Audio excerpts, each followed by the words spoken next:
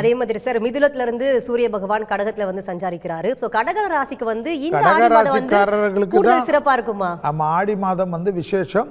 ஆனால் கடகராசிக்காரர்கள் இந்த ஆடி மாதத்தில் மட்டும் சிறிது கவனமாக இருக்க வேண்டும். தேக ஆரோக்கியத்தில் கவனமாக இருக்க வேண்டும், உத்தியோகத்தில் கவனமாக இருக்க வேண்டும், தொழில் அமைப்பில் கவனமாக இருக்க வேண்டும், குடும்ப சண்டையில் கவனமாக இருக்க வேண்டும். வக்கர சனி இருப்பதனால் பயணங்கள் சமயத்தில் சிறிது கவனமாக இருக்க வேண்டும். ஆணாக இருந்தால் பெண்கள் விஷயம், பெண்களாக இருந்தால் ஆண்கள் விஷயத்தில் அதீத கவனமாக இருப்பது முக்கியம். அதே சமயம் ஆடி மாதத்தில் கண்டிப்பாக ஆடி மாதத்தில் நீங்கள் வழிபாடுவது சனிக்கிழமையில் அம்மன் வழிபாடு வைத்துக்கொள்வது விசேஷம்.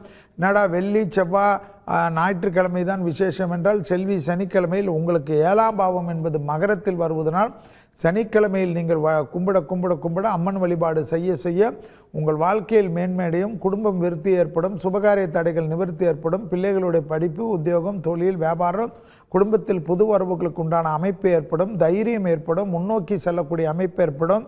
துணை அல்லது துணைவியாருக்கு உங்களுக்கும் இருந்த மன கஷ்டம் தீரும். டைவர்ஸ் வரைக்கும் கோர்ட்டுக்கு போயிருந்தாலும் நீங்களே ஒரு ஃபோனோ அல்லது ஒரு வாட்ஸ்அப் மெசேஜ் ஏற்பட்டால் டக்குன்னு எல்லாம் மாறி ஒன்று சேர்ந்துருவீங்க.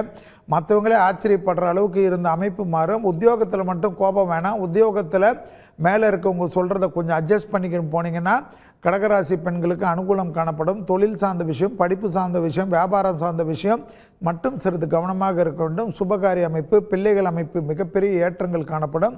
குடும்பத்தில் அபிவிருத்திகள் கடகராசிக்காரர்களுக்கு இந்த ஆடி மாதத்திலிருந்து ஏற்படக்கூடிய அனுகூலம் கண்டிப்பாக சனிக்கிழமை அம்மன் வழிபாடு சகல விதத்தில் ஜெயம் வரக்கூடிய காலகட்டத்தில் கொடுக்கும் என்பதை ஞாபகத்தில் வைத்துக் கொள்ளுங்கள். உடனுக்குடன் செய்திகளை தெரிந்து கொள்ள சன் நியூஸ் பெல் ஐகானை கிளிக் பண்ணுங்க.